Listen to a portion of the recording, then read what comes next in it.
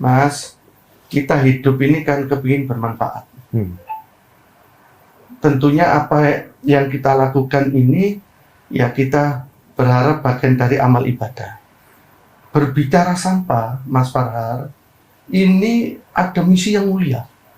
Yang pertama, merawat, membersihkan, dan menciptakan lingkungan yang bersih.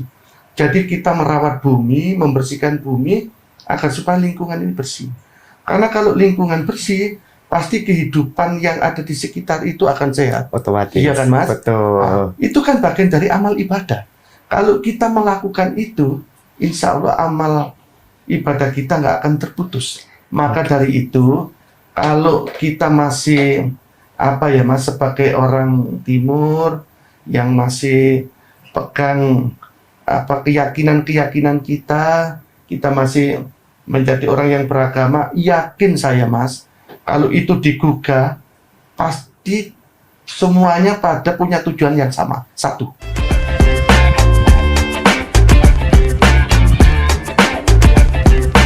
Mawar, selamat datang di podcast Suara Rakyat sama Fanhar kali ini. Dan kapan hari itu habis diajakin rafting ceritanya.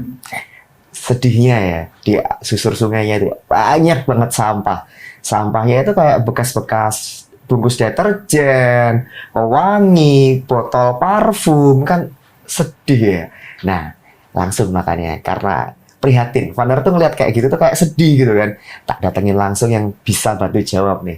Sama Fanhar sudah ada Pak Siadi dari DPRD Jawa Timur, Komisi D Pak G. Komisi D. Selamat datang di M Radio Podcast Suara Rakyat, Pak Terima Siadi. kasih. Apa kabar Pak? Alhamdulillah baik, Mas. Baik, alhamdulillah. Kebetulan juga dapilnya Malang Raya ya. Malang Raya, Mas. Saya kemarin raftingnya di Batu Pak. Oh, gini. Astaga Pak, saya sedih loh lihat ya Pak. Itu masalah kayak gitu secara umum memang banyak tadi Jawa Timur Pak. Gini. Terima kasih Mas Farhar.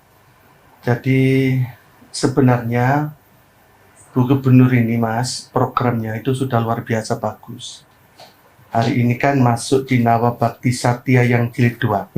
Benar. Karena periode kepemimpinan beliau yang kedua. Di Jawa Timur juga sudah ada perda tentang pengelolaan sampah regional. Itu nomor 9 tahun 2002. Di sana itu disebutkan terkait dengan tanggung jawab di dalam perda itu pengurangan sampah, yang kedua pengelolaan akhir sampah, dan yang ketiga manakala memang ini terlaksana dengan baik ada penghargaan dari pemerintah Jawa Timur. Oke. Yang terjadi hari ini Mas Farhar, kelihatannya perda tentang pengelolaan lingkungan itu masih belum banyak diketahui oleh masyarakat. Loh, utamanya masyarakat Jawa Timur yang domisilinya ada di wilayah pedesaan-pedesaan. Untuk itu dibutuhkan sebenarnya peran pemerintah secara keseluruhan melalui SKPD-nya, baik di tingkat provinsi, di tingkat kabupaten kota, bahkan untuk bisa meneruskan sampai tingkat desa, bahwa sampah kita yang ada di Jawa Timur ini, kalau saya menyebutnya sudah tarafnya darurat sampah, Mas. Sedarurat itu Kak? Sedarurat sampah. Jadi secara umum seperti itu. Wow, karena Pak Siadi kan tadi mention ada darurat sampah Pak ya. Ini apa Pak? Industri kah? Atau apa? Rumah tangga kah? Selama ini Mas Farhar, sampah terbesar itu setelah kita mengikuti perkembangan di wilayah kabupaten kota, di wilayah Jawa Timur, memang sumber utamanya itu dari sampah rumah tangga. Oke. Kalau sampah industri, sepertinya penanganannya sudah komprehensif, Mas. Oke. Karena ada sampah yang kategorinya B3 pada beracun, itu sudah melalui pengelolaan oleh pihak ketiga. Di Jawa Timur ini pemerintah provinsi juga memiliki pengolahan sampah melalui BUMD-nya yang ada di Nawar Blandong. Oh, di Malang Pak ya, di Dawar Blandong. Dawar Blandong itu Mojokerto Mas Farhan. Oke. Iya, di Mojokerto itu pengelolaan sampah limbah B3 yang miliknya provinsi. Oh, provinsi sudah punya berarti ya? Melalui badan usaha daerahnya itu. Wow. Ya. Oke. Maka dari itu hampir seluruh swasta, rumah sakit, puskesmas itu diarahkan untuk bisa membuang ke sana. Karena seperti yang pernah saya lihat waktu awal itu, ya pengelolaan cukup bagus Mas. Ada beberapa pengelolaan di luar miliknya provinsi itu, tapi kelihatannya masih belum sesuai dengan yang dipersyaratkan oleh undang-undang. Oh, speknya masih kurang Pak ya? Ya, di samping speknya kurang Mas Farhan, sampah B3 itu kan nggak bisa hanya ditanam.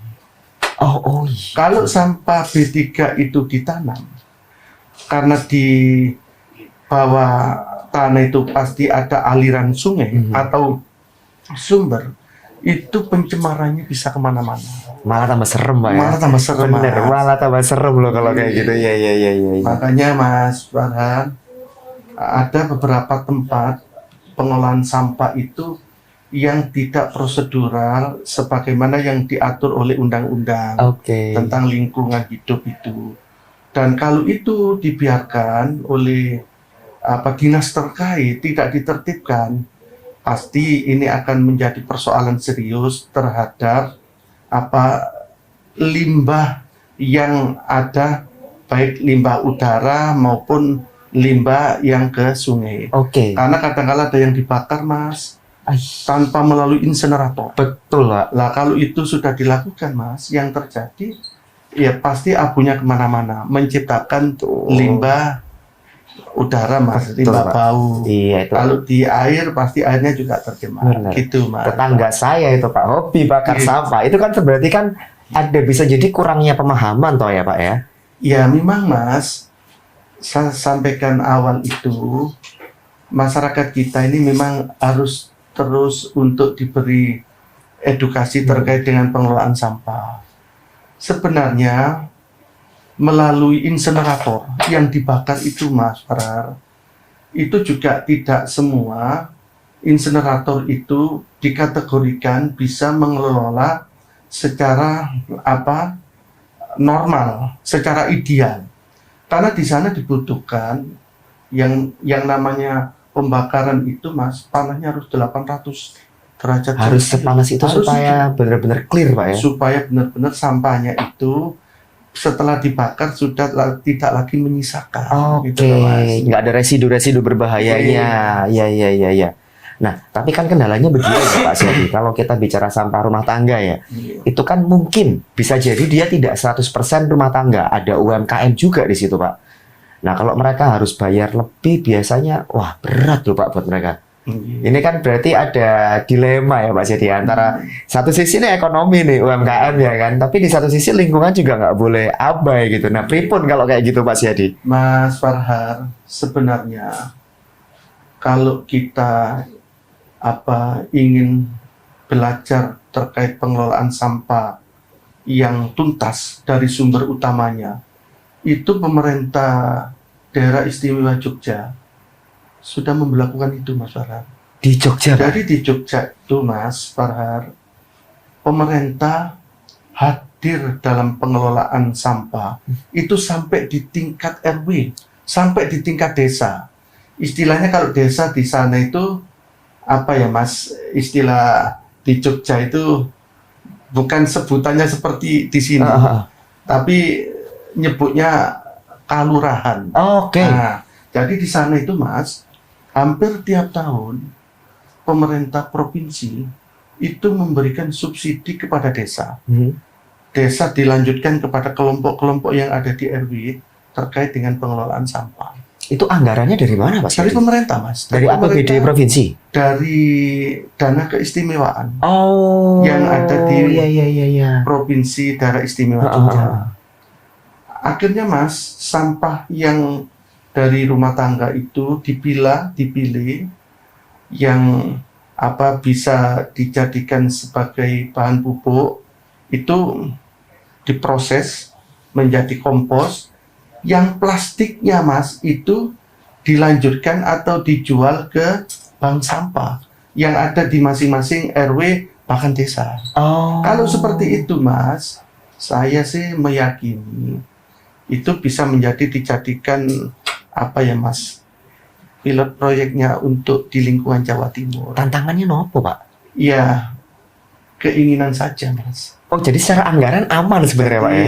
Tinggal keinginan pembuat kebijakan ini serius enggak mengatasi persoalan sampah. Wah, kalau belum ada keseriusan Mas, yakin dan percaya sampai kapanpun hanya selalu yang muncul diulang-ulang saja persoalannya. muter gitu terus. Astaga. Loh berarti ini kalau kayak gitu masalahnya bukan anggaran Pak ya, ketika pasien dicerita dari dana keistimewaan. Oke, Jawa Timur nggak punya, saya kira alasannya dana, bukan Pak gitu ternyata ya.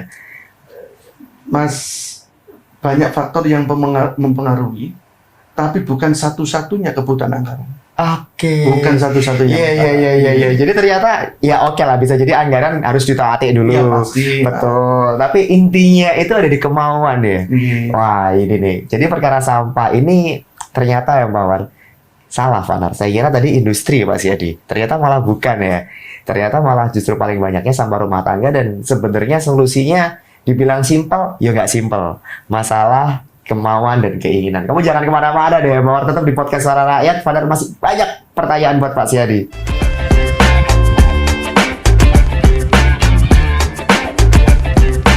Lanjut lagi ya Mawar, masih di podcast Suara Rakyat, masih sama Vanar dan juga ada Pak Siadi di sini. Pak, tadi kan kita sempat singgung soal Jogja ya. Jogja yang luar biasa punya program seperti itu.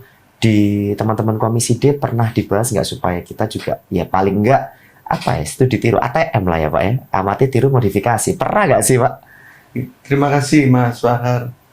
Komisi D pernah menyampaikan ke SKPD terkait Dinas Lingkungan Hidup Provinsi agar pengelolaan sampah itu kita mencoba merubah yang hari ini paradigmanya kan seakan-akan persoalan sampah menjadi tanggung jawabnya pemerintah. Itu dia. Nah, padahal Mas, kalau kita mencoba untuk mengetahui lebih jauh, kira-kira yang memproduksi sampah yang paling terbesar itu sektor mana sih? Apakah sektor industri, atau di sektor jasa, atau di sektor rumah tangga? Ternyata beberapa diskusi di internal Komisi D dengan melibatkan waktu itu ada pemerhati lingkungan, akhirnya Mas diketahui data yang diberikan oleh pemerhati lingkungan itu, memproduksi sampah itu Mas sumber terbesarnya dari rumah tangga.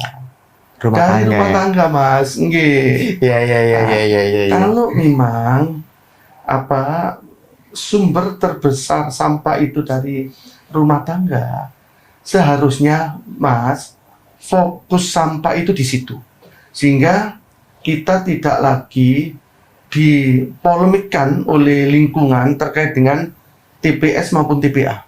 Kadang-kala kan lingkungan kita itu Mas Farhar, begitu di sana itu ada pengangkutan sampah yang menuju ke TPA, tempat pembuangan akhir, limbah baunya kan masalah lingkungan, betul, rame, protes lagi warga masyarakat. Ya. Padahal Mas, saya pernah mendengar dan saya pernah lihat di wilayah Pakis, Kecamatan Pakis, Kabupaten Malang, itu ada pengelolaan sampah Mas, yang fokusnya sampah itu selesai di rumah tangga. Seperti apa caranya Mas Farhar? Setiap rumah tangga itu dibuatkan 2 biopori Mas. Kedalamannya kurang lebih 1 meter, terus diameternya kalau nggak salah 40 cm Mas. Ada 2 setiap rumah tangga. Jadi dari situ, setelah saya mengamati, mencermati Mas, ternyata sampah itu nggak sampai ke TPS Mas. Apalagi ke TPA. Kok bisa? Tempat pembuangan sementara itu loh Mas, itu kosong. Bisa kosong. Karena begini Mas Farhar, Jadi sampah-sampah yang sifatnya apa? Karena kalau rumah tangga itu yang paling banyak kan limbah Mas organik ya. B3-nya kalaupun ada itu bisa dibilang kecil. Pasti botol tempat bersih-bersih lantai itu ya Mas, baterai bekas. Tapi yang paling banyak Mas, ya sisa sayur, sisa makan, sisa itu. Mas itu dimasukkan di biopori. Terus plastik Mas itu dibiarkan nanti distorkan ke lingkungan bank sampah. Di situ ada bank sampah. Mas. Iya. Nah, begitu 1 bulan biopori yang satu ini penuh itu ditutup. Nah, di situ terjadi proses fermentasi sampah Mas Farhan. Setelah itu biopori yang kedua ini baru diisi. Kalau rumah tangga dengan Mas 3-4 anak sama bapak dan ibu itu 1 bulan Mas biopori yang pertama itu penuh. 1 bulan. 1 bulan. 1 bulan ya. Itu kurang lebih 5-6 orang. Yang biopori kedua itu bisa 1 bulan. Kalau bulan pertama ini penuh ditutup, terus bulan kedua akhirnya terisi. Mas bulan ketiga yang biopori pertama itu sudah menghasilkan emas hitam Mas. Jadi pupuk Pak? Emas hitam Mas, bukan pupuk lagi. Apa tuh Pak?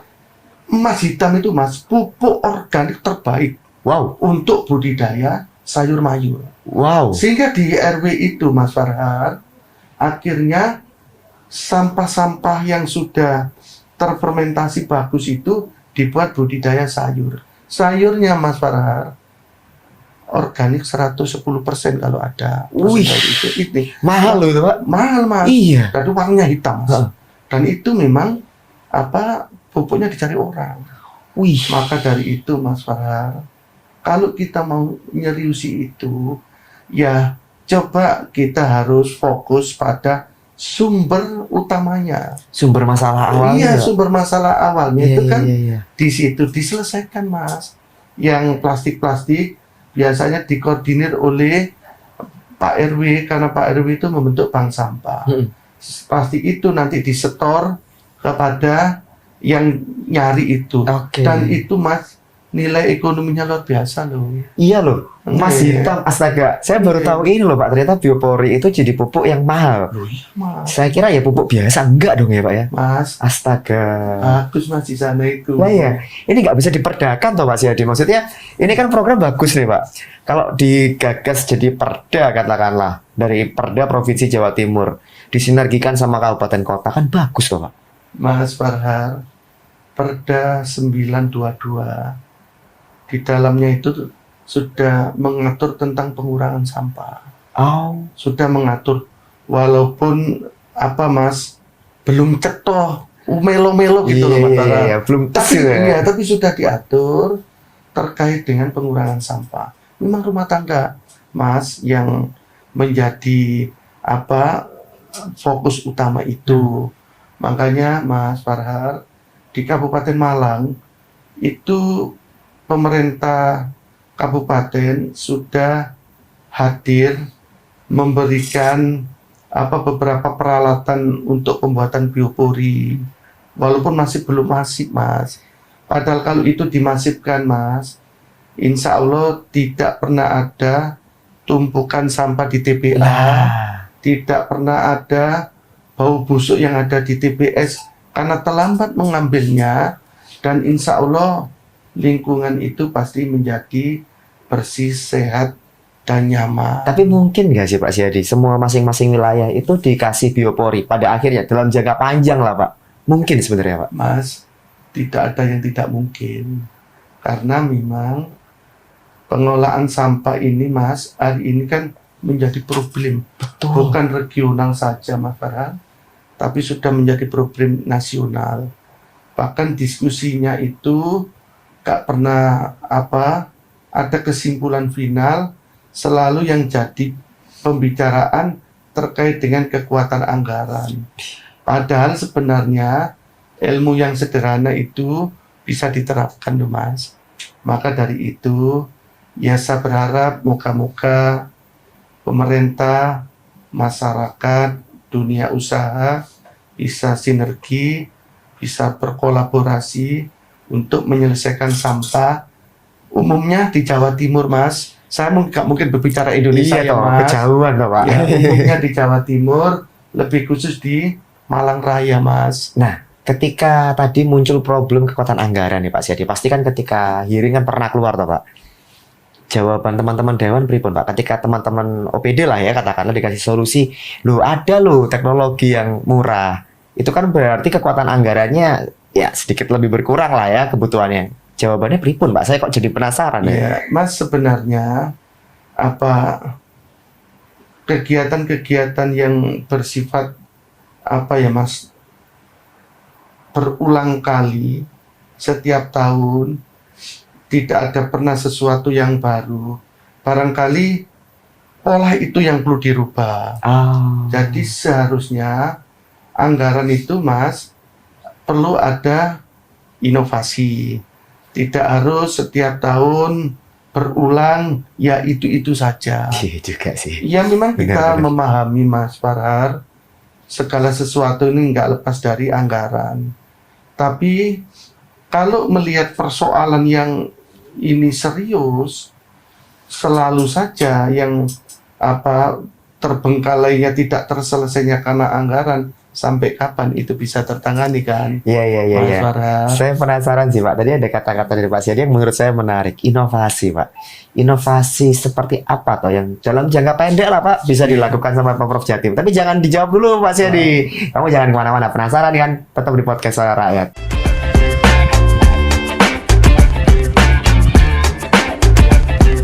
Lanjut lagi ya Mawar, masih sama Vanar sama Pak Siadi. Terakhir tadi pertanyaan Vanar inovasi Pak. Gimana? Jangka pendek deh Pak. Kalau kita bilang jangka panjang kan prosesnya lama ya. Gimana? Masyarakat itu kan kadang pengennya cepat lihat hasil loh Pak. Iya. Jangka pendek Pak, inovasi yang bisa dilakukan pemerintah apa tuh soal sampah sebenarnya? Iya. Mas, yang jelas kehidupan ini kan selalu bergerak. Kalau kita tidak bisa mengikuti perkembangan ini, ya pasti kita akan tertinggal. Kalau kita tertinggal, pasti jawabannya ya kita sudah maksimal. Tapi persoalan tetap jalan. Iya, persoalannya masih Menurut ada. saya, Betul. saat ini, Mas, seharusnya pemerintah fokus terhadap sumber utama penghasil sampah. Fokus ke situ Ya, Pak. fokus seperti ke sana. Terus utamakan sampah ini pengelolaannya melibatkan si pembuat itu sumber itu. Oke. Saya bukan membanggakan Kabupaten Malang, Mas. Tapi yang ada hanya sifatnya masih di spot-spot itu sudah dilakukan. Sudah kalau memang itu dianggap bagus, kenapa sih kita tidak harus melakukan yang sama sekaligus membackup kelemahan, kekurangan program itu? Kalau masyarakat Jawa Timur ini, Mas, mungkin dinas terkait kepingin memastikan pengelolaan sampah itu tidak harus berbicara anggaran yang puluh-puluh M ya, tapi cukup melalui alat pembuatan biopori. Ya coba di beberapa kabupaten kota penghasil sampah yang cukup besar itu diberi bantuan peralatan untuk pembuatan biopori. Mahal tuh, Mas, yang namanya pembuatan biopori itu ya hanya alat yang diputar. Oh, yang kayak tongkat itu Pak ya? Iya kan. Oh, itu aja Pak? Itu saja kan Mas. Oh, Akhirnya kan nanti lubangnya itu bisa pastikan apa yang 1 meter, apa yang lebih, terus diameternya itu 40. Mas, kalau itu dilakukan, saya meyakini Mas, tumpukan sampah di TPS, TPA itu pasti nggak ada. Iya sih. Berkurang pasti Mas. Oh, saya kira itu masih kayak ada tong khususnya gitu. Enggak Pak ya? Mas, itu kan hanya melalui alat yang diputerin namanya biopori itu Mas. Jadi memang alatnya murah kalau kayak gitu Pak ya? Mas, makanya saya tadi menyampaikan, kadangkala kita ini selalu melihatnya itu yang di awang-awang umum-umum. Iya. Padahal Jauhan begitu. nyatanya itu Mas, nggak seperti itu. Makanya saya kepingin Mas Farhar, coba pola ini dirubah. sehingga kita itu bisa real gitu loh, Mas. Bisa real. Memang di situ membutuhkan Mas, kehadiran pemerintah. Harus ada yang dorong ya. Kalau nggak hadir, Mas, pasti masyarakat juga banyak keterbatasan. Iya sih. Karena kalau nggak ada yang mulai juga bingung juga kan. Kalau dibalik tadi Pak Asyadi, kami nih masyarakat nih, yang bisa kita lakukan apa sih Pak? Kita kadang itu pengen ikut gitu kan, kayak Biopori pengen sebenarnya, cuman kan bingung gitu ya. Langkah awal yang bisa kita lakukan supaya kita bisa ikut kontribusi menjaga lingkungan pripun Pak Asyadi? Mas, ya mau nggak mau pasti ada edukasi dari pemerintah. Harus Pak ya. Kalau pemerintah tidak memberikan edukasi terkait dengan pengelolaan sampah yang sederhana tapi bermanfaat, Mas nggak akan pernah terjawab persoalan ini. Nggak akan bisa, nggak akan, karena Mas, keterbatasan pengetahuan kita tentang itu. Iya. Yang memiliki ilmu kan ya di pemerintah kan Mas itu, Mas. Oh iya, teman-teman OPD yang punya ilmunya. Iya. Belum dilakukan tapi Pak Asyadi ya. Ya, kalau saya tidak boleh Mas ngomong itu belum dilakukan. Oke. Karena di beberapa tempat secara sporadis itu sudah ada. Hanya Mas, ini dibutuhkan mimpi kolektif. Pemerintah provinsi, pemerintah kabupaten harus punya mimpi yang bersama-sama untuk mewujudkan itu. Oke. Nanti karena memang kabupaten juga punya Mas, ibaratnya tenaga yang bergerak di bidang lingkungan hidup, ya mereka ini harus menjadi Mas, pendamping untuk memberikan edukasi kepada kelompok-kelompok masyarakat. Sinergi Mas. Kalau ada sinergi, ada kolaborasi, saya meyakini tuntas sih Mas. Nah, soal sinergi kolaborasi Pemprov sama Pemkab Pak Asyadi ya. Ini bukannya suuzon Pak, tapi kan banyak kejadian ekosektoral loh Pak. Ya, itu kan kadang muncul akhirnya nggak ketemu loh Pak. Pripun itu Pak? Mas, harusnya semuanya ini menyadari bahwa yang di provinsi maupun kabupaten kota maupun kita ini Mas, itu tugasnya adalah pelayan. Melayani. Maka dari itu harusnya ego sektor ini Mas perlu ditekan seminim mungkin. Kalau masih Mas berbicara kewenangan, terus berbicara kontribusi posisi, itu nggak akan menyelesaikan masalah. Iya, kan tapi kalau kita menyadari Mas Farhad bahwa provinsi ini tugasnya adalah menjadi pelayan untuk masyarakat yang harus dilayani dengan baik. Kabupaten kota sama. Untuk itu di sini dibutuhkan Mas visi misi aksi yang sama juga. Harus selaras. Kalau itu Mas dilakukan secara masif, terintegrasi, insya Allah Mas, darurat sampah ini bisa ada solusi keluarnya Mas. Ada contoh berhasil nggak Pak Asyadi? Yang berhasil ekosektoralnya dipinggirkan gitu kan? Dari hasil mungkin mengamati wilayah-wilayah lain, Yogyakarta salah satunya tadi kan. Ada wilayah lain nggak Pak Asyadi tapi? Mas, selama ini yang pernah saya belajar bersama teman-teman Komisi D itu memang di daerah istimewa Jogja. Kalau yang di daerah lain belum Mas, belum pernah. Ya saya nggak tahu apa karena karakternya orang Jogja itu yang lemah lembut, yang santun, yang mudah ngikuti dawuhnya ngarso dalem, atau karena yang lain ya Mas. Tapi di sana sukses loh Mas, sukses di sana.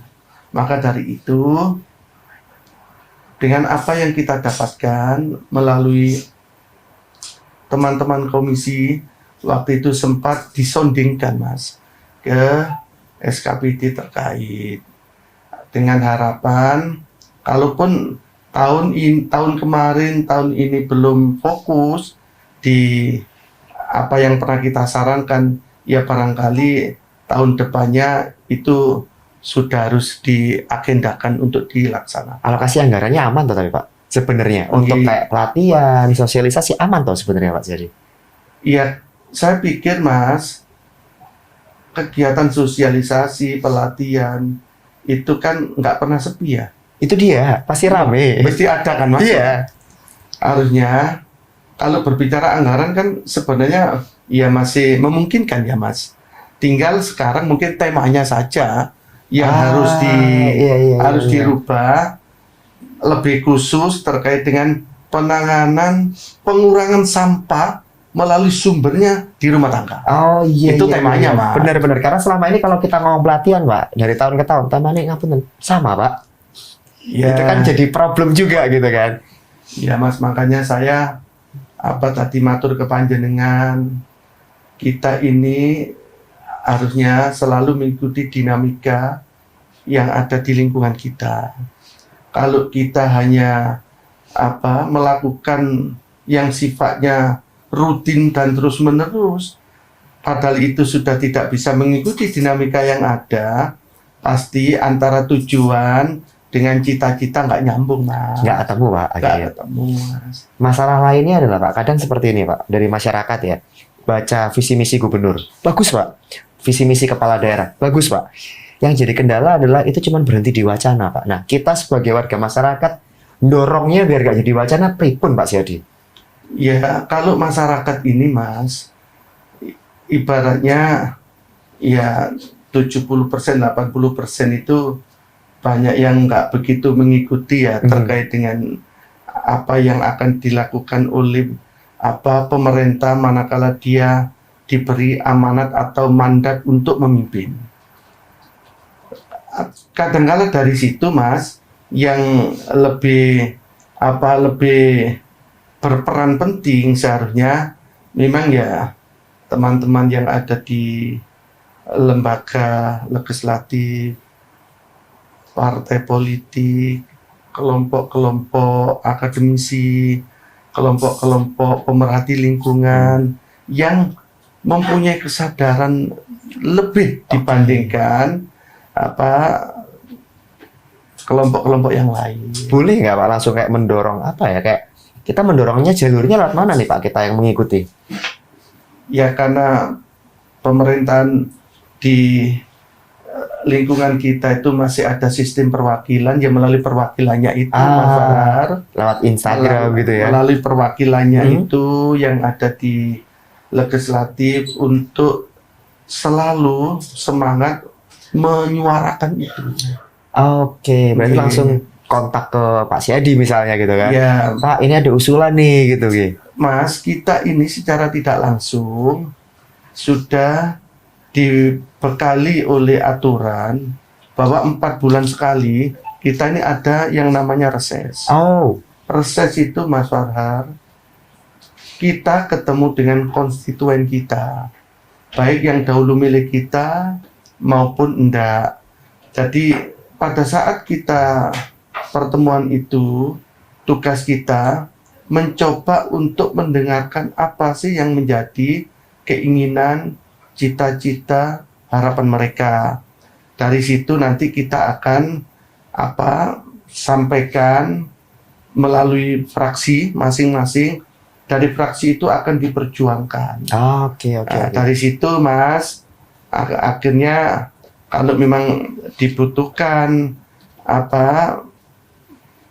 anggaran melalui badan anggaran yang diwakili masing-masing fraksi, itu nanti yang akan membicarakan saat menata belanja 1 tahun itu. Oke, terakhir ya Pak Siadi, kalau masalah sampah ini kan sudah darurat banget ya Pak ya. Solusinya juga ada secara rencana, tinggal mau atau tidak gitu kan. Kalau seandainya Pak, jangan sampai tapi nggak digarap Pak, kira-kira 10 tahun ke depan menurut Pak Siadi apa yang akan terjadi nih? Mas, kita hidup ini kan kepingin bermanfaat.